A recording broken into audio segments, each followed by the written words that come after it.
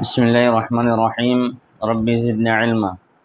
দাখিল পরীক্ষা 2026। প্রিয় শিক্ষার্থী, তোমরা জানো যে এই বছর দাখিল পরীক্ষার অনেক সাবজেক্ট শর্ট করা হয়েছে।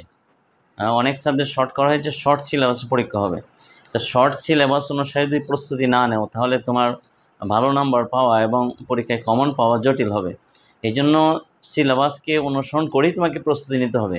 আবার অনেক বিষয় কমানো হয়েছে, অনেক আইটেম কমানো হয়েছে, অন্য অন্য আইটেমের নাম্বার বাড়ানো হয়েছে। তো এটা একটা বিশাল সুযোগ নাম্বার পাওয়ার, A+ পাওয়ার।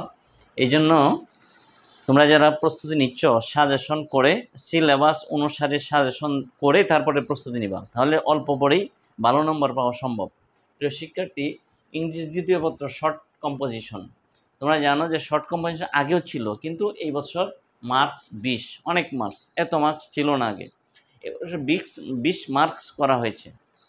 তো তুমি যদি কম্পোজিশনটা লিখতে পারো তাহলে 20টা নাম্বার পাবা, A+ পাওয়ার একটা সুবর্ণ সুযোগ। তাহলে আমি এই কম্পোজিশনে 9টা কম্পোজিশন। আরেকটা বিষয় তোমাদের খেয়াল রাখতে হবে যে 3টা বা 4টা উল্লেখ থাকে, একটা লিখতে হয়। তাহলে 3টা থেকে একটা লেখা, এটা বিরাট একটা সুযোগ। তাহলে এই 9টা আমি ইম্পর্টেন্ট মনে করে এখানে তোমাদেরকে সাজেশন দিচ্ছি। তোমরা এই 9টাই পড়বা, কারণ হলে A+ তোমাকে পাইতেই হবে। আর 20টা নাম্বার, 9টা পরে যদি একটা পাও, 20 নাম্বার আনসার করা যায়, তাহলে খারাপ কিছু না। তুমি একটু সাহস নেওয়া পড়বা, এবং সময় এখনও অনেক সময় তোমার হাতে। তা যদি একটু মনোযোগ দিয়ে পড়ো তাহলে ভালো কিছু করা সম্ভব। প্রিয় শিক্ষার্থী, দাখিল পরীক্ষার প্রত্যেকটা সাবজেক্ট আমি সাজেশন দিচ্ছি। আমি অনেক দিনের অভিজ্ঞতার আলোকে আমি অনেক যাচাই বাছাই করে সাজেশনগুলো দিচ্ছি।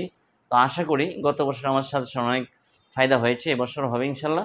তোমরা সাজেশনগুলো ফলো করবা, তো আমার সাথেই থাকো। আশা করি ভালো হবে, এই প্রত্যাশায় তোমরা ভালো করো। এই প্রত্যাশা এই পর্যন্তই। আসসালামু আলাইকুম ওয়া রাহমাতুল্লাহি ওয়া বারাকাতুহু।